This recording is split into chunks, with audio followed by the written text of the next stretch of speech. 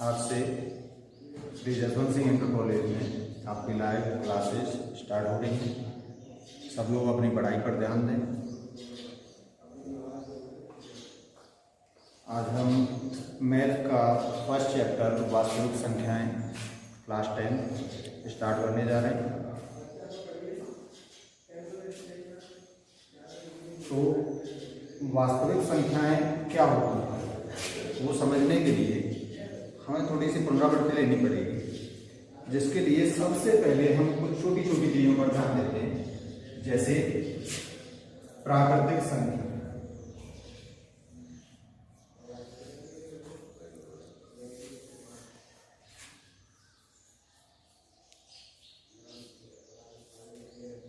प्राकृतिक संख्याएं क्या होती हैं? जैसा कि आप सब लोग जानते हैं कि वे सभी संख्याएं जो एक से अनंत तक जाती है, जैसे 1, 2, 3, 4, 5, 6 ऐसे ही कंटिन्यू चलते जाएं, ये सभी संख्याएं प्राकृतिक संख्याओं में आती हैं। 1, 2, 3, 4 से लेके अनंत।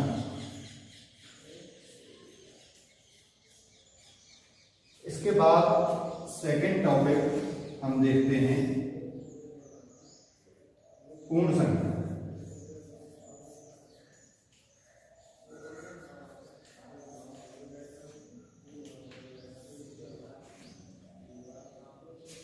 तो यदि प्राकृतिक संख्याओं में शून्य को भी मिला दिया जाए तो हमें पूर्ण संख्याएं प्राप्त होती हैं। 0, 1, 2, 3, 4 से लेके अनंत।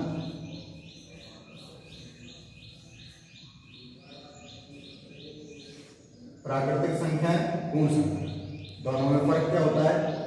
इसमें 0 इंक्लूड नहीं होती, इसमें 0 इंक्लूड होती है।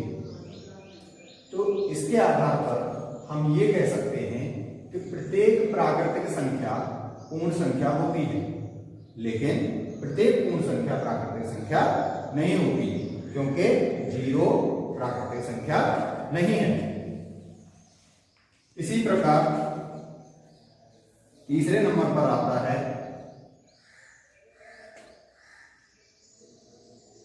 पूर्णांक।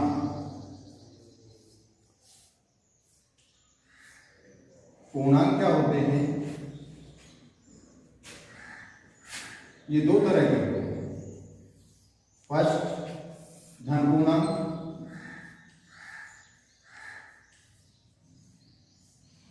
और सेकंड ऋण पूर्णांक।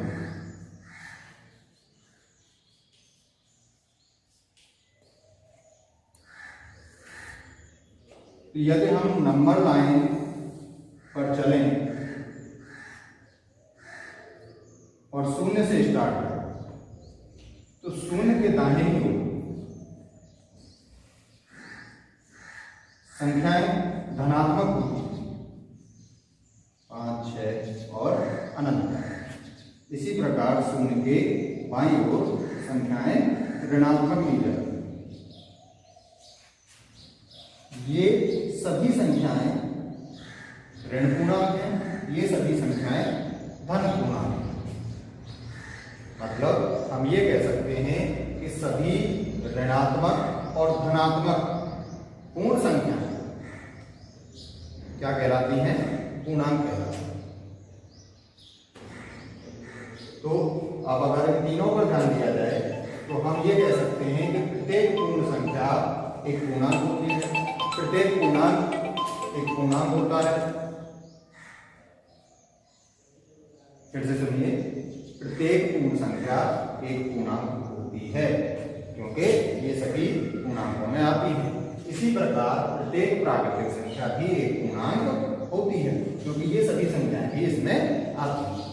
लेकिन प्रत्येक पूर्णांक एक पूर्ण संख्या नहीं होता, क्योंकि जितनी भी ऋणात्मक संख्याएं हैं वो पूर्ण संख्याओं में नहीं आती।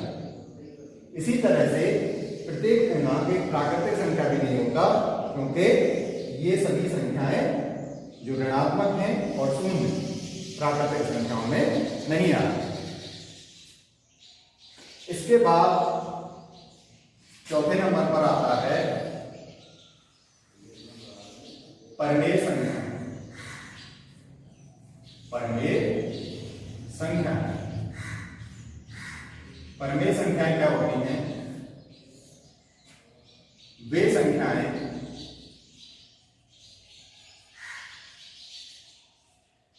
जिन्हें P बटे Q अर्थात अंश बटे हर के रूप में व्यक्त किया जा सकता है, व्यक्त किया जा सकता है।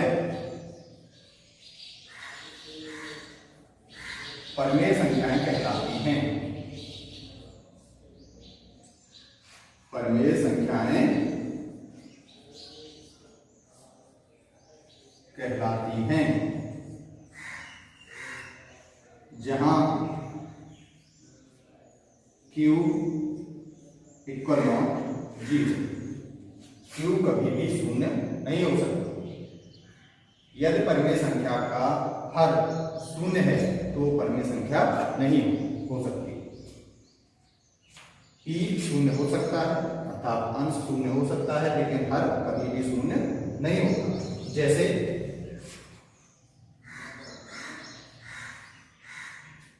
शून्य एक परिमेय संख्या है, एक परिमेय संख्या है, 2, 3, 4 डॉट, ये सभी परिमेय संख्याएं हैं।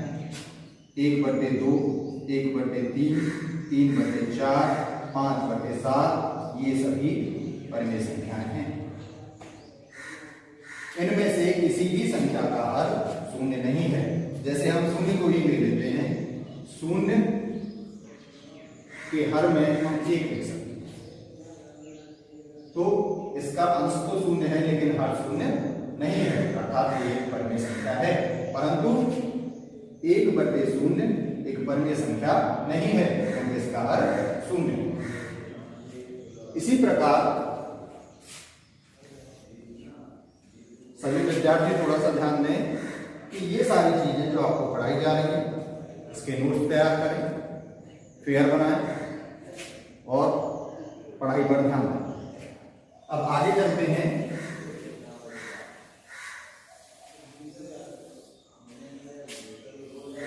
अपरिमेय संख्या, अपरिमेय संख्या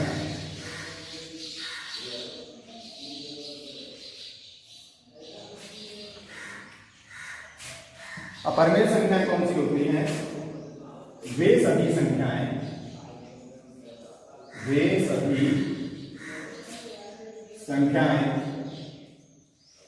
जिन्हें P/Q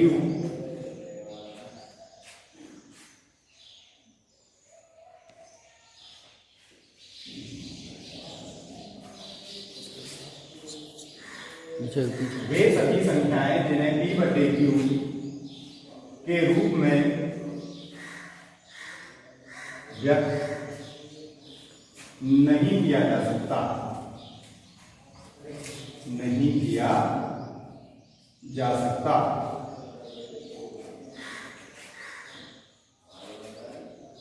अपरिमेय संख्याएं कहलाती हैं।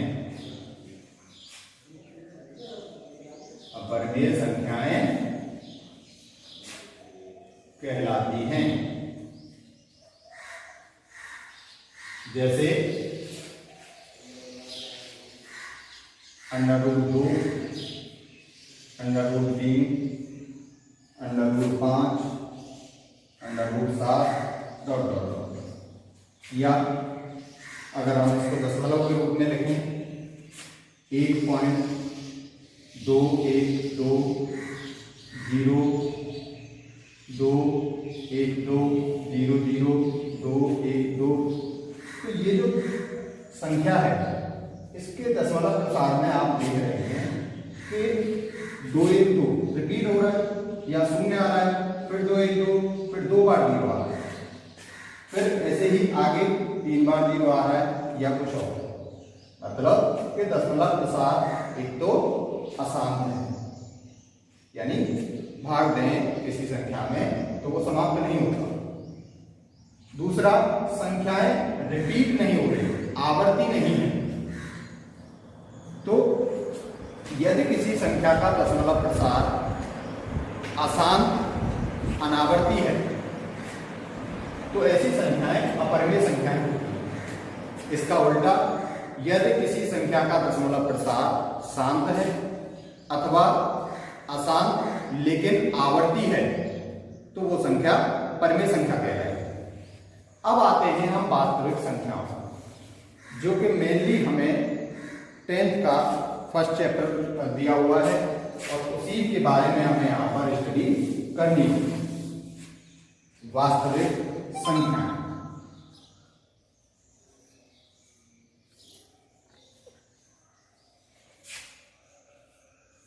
तो वास्तविक संख्याएं क्या होती है? ये दो प्रकार की होती हैं।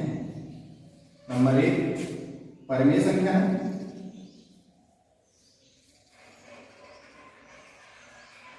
परिमेय संख्या है, और दूसरा अपरिमेय संख्या, अपरिमेय संख्या। तो यहां से जैसे कि हम परिमेय और अपरिमेय दोनों प्रकार की संख्याएं पढ़ चुके हैं, तो उसके आधार पर हम ये कह सकते हैं कि जितनी भी संख्याएं हमें मिलती हैं वो वास्तविक संख्याएं होती हैं, क्योंकि प्रत्येक संख्या या तो परिमेय होगी या अपरिमेय। तो वास्तविक संख्याएं, जितनी भी संख्याएं हमें मिले वे सब वास्तविक संख्याएं। लेकिन जैसे कि हम अपरिमेय संख्या देख चुके हैं, इसमें हमें मिला √2, √3, √5, तो क्या √4 भी एक अपरिमेय संख्या है? तो हम यहां ये कह सकते हैं कि √4 एक अपरिमेय संख्या नहीं है, क्योंकि √4 का वर्गमूल होता है ±2। मतलब इस संख्या को हम √ से बाहर निकाल सकते हैं।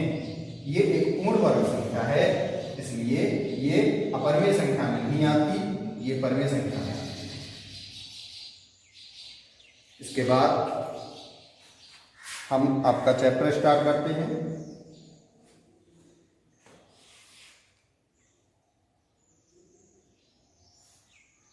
फर्स्ट चैप्टर देखें। फर्स्ट चैप्टर का फर्स्ट क्वेश्चन,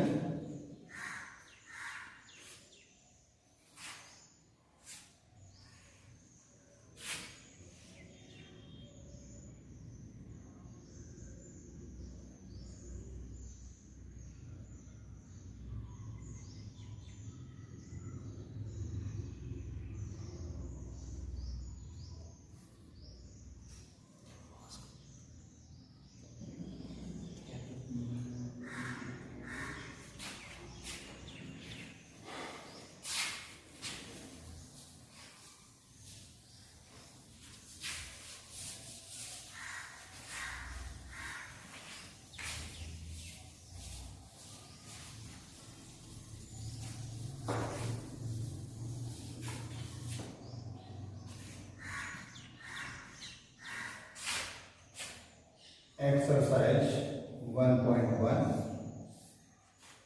क्वेश्चन नंबर 1। इसमें दिया हुआ है यूक्लिड विभाजन एल्गोरिथम के प्रयोग से, यूक्लिड विभाजन एल्गोरिथम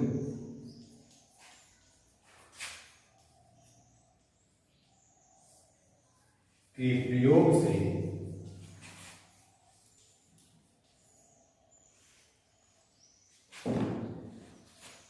HCF ज्ञात करें,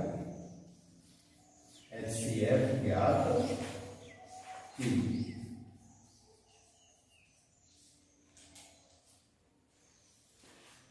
तो ये यूक्लिड विभाजन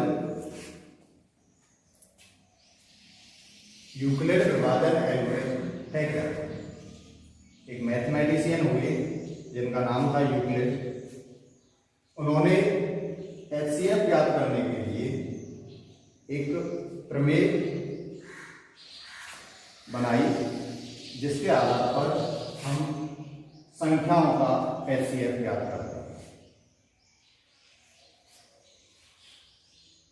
तो यूक्लिड विभाजन एल्गोरिथम के हिसाब से जैसे कि हम जानते हैं कि यदि हमें किन्हीं दो संख्याओं का एचसीएफ ज्ञात करना है, जैसे 16 और 20, इन संख्याओं का हमें एचसीएफ ज्ञात करना है। तो आप पहले ही भाग विधि पढ़ चुके हैं कक्षा 8 में। उसके अनुसार हम इनमें ये देखते हैं कि छोटी संख्या कौन सी है। छोटी संख्या 16 है, जिससे हम बड़ी संख्या को भाग देते हैं 20 को। हम 16 को 20 से भाग देते हैं, एक बार जाएगा 16 कम 16, शेष बचते हैं 4। अब पुनः 4 से 16 को विभाजित करते हैं, 4 चौका 16, शेष प्राप्त होता है 16। तो जब हमें 0 प्राप्त हो जाए तो हमें ये देखना है कि अंतिम बार हमने किस संख्या से भाग दिया, या अंतिम समय में हमने 4 से भाग दिया, मतलब कि 16 व 4 का एचसीएफ, 16 व 20 का, 16 व 20 का एचसीएफ हमें प्राप्त होता है 4। इसी संक्रिया को यूक्लिड ने एक प्रमेय के रूप में, एक एल्गोरिथम के रूप में बनाया। जैसे कि हम जानते हैं कि भाग के चिन्ह में यहां जो संख्या लिखी होती है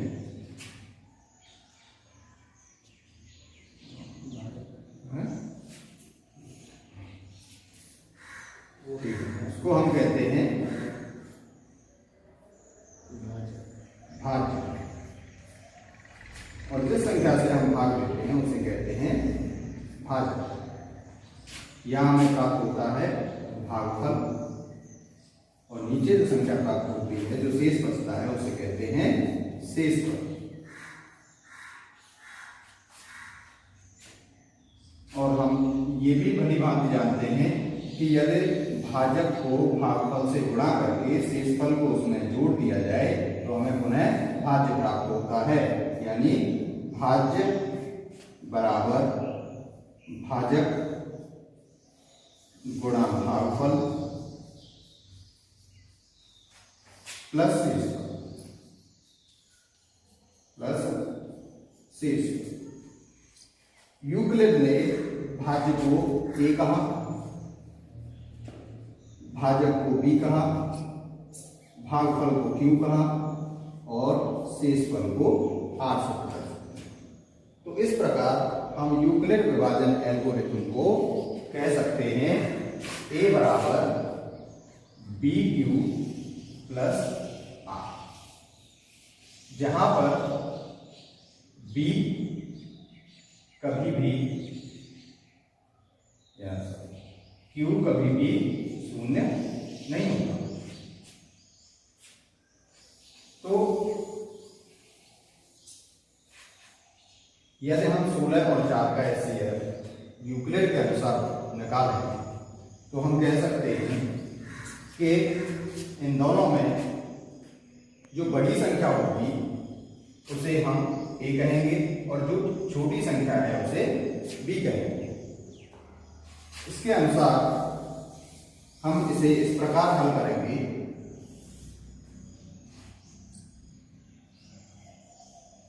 यूक्लिड विभाजन एल्गोरिथम से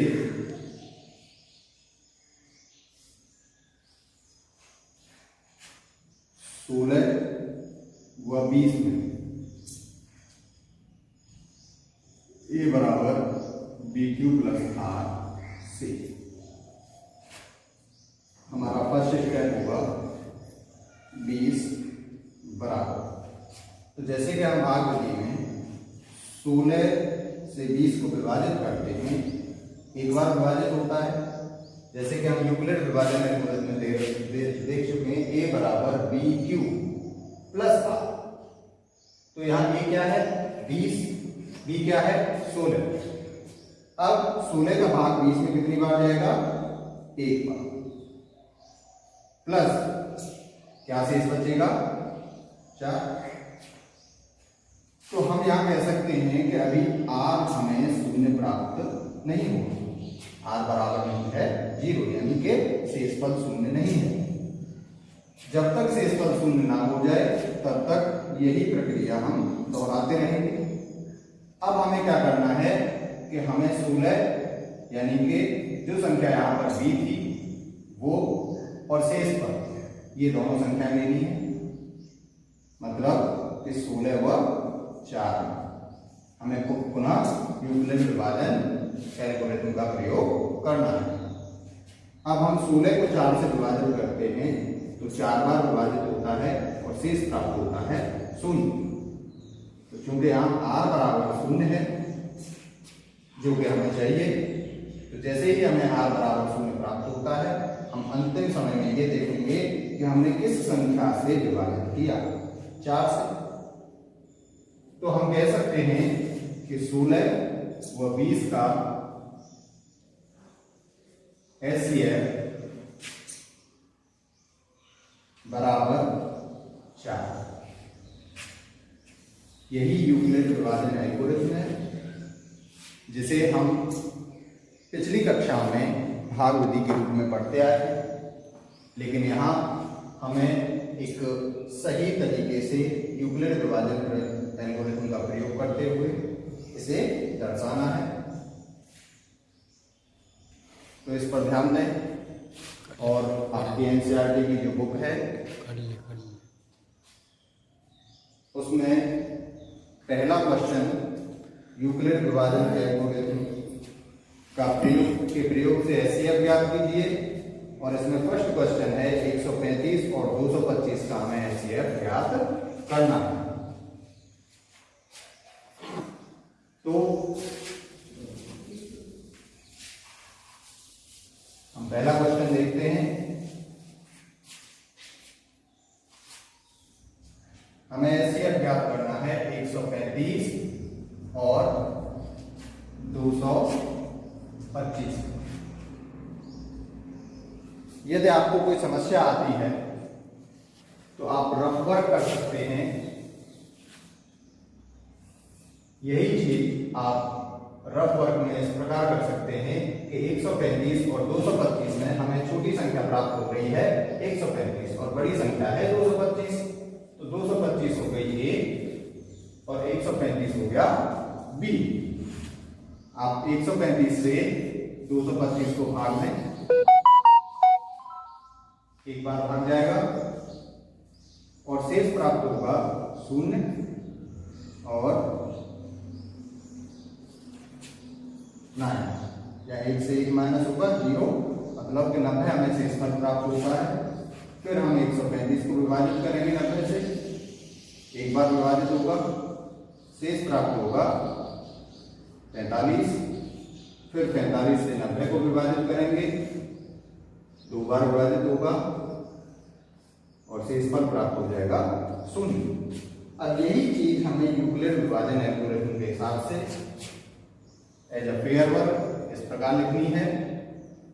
135 व 225 में यूक्लिड विभाजन एल्गोरिथ्म से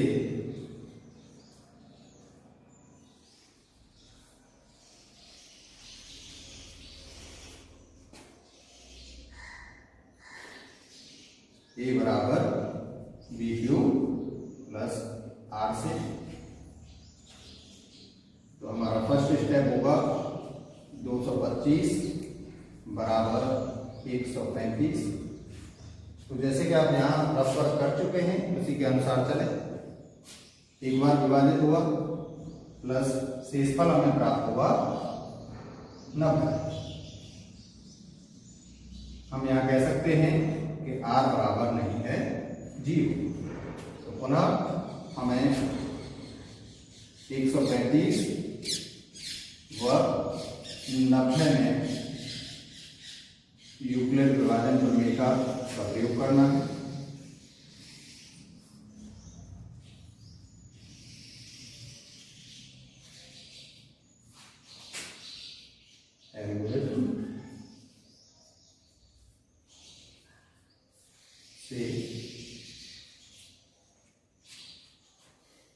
हमारा सेकंड स्टेप होगा 135 बराबर 90। 90 से 135 विभाजित हुआ एक बार और शेष प्राप्त हुआ 45। हमें शेषफल अभी भी 0 प्राप्त नहीं हुआ, अतः हमें यही प्रक्रिया फिर से दोहरानी है। 90 ए का स्थान प्राप्त करेगा और 45 बी का। 45 से 90 दो बार विभाजित होता है और शेषफल प्राप्त होता है 0। r बराबर 0। तो जहां हमें r बराबर 0 प्राप्त हो जाता है वहां हम यह देखते हैं कि अंतिम बार हमने कौन सी संख्या से भाग दिया। तो अंतिम बार जिस संख्या से भाग दिया वो हमारा HCF है, मतलब कि यहाँ 45 हमें इसका HCF प्राप्त होता है। तो हम ये कह सकते हैं कि HCF 135,225 बराबर 45। ये हमारा आंसर हुआ। और इसी प्रकार अब बाकी क्वेश्चंस को करें और कल के सेशन में हम इस क्वेश्चन के जो बचे हुए और भाग हैं उनको कराएंगे। लेकिन पहले आप उनको करें घर पर बैठ के, जो नहीं होता है उसको टिक करें, हम कल कराएंगे उनको नेक्स्ट टॉपिक में। इस पर ध्यान दें। आज का सेशन यही समाप्त करते हैं।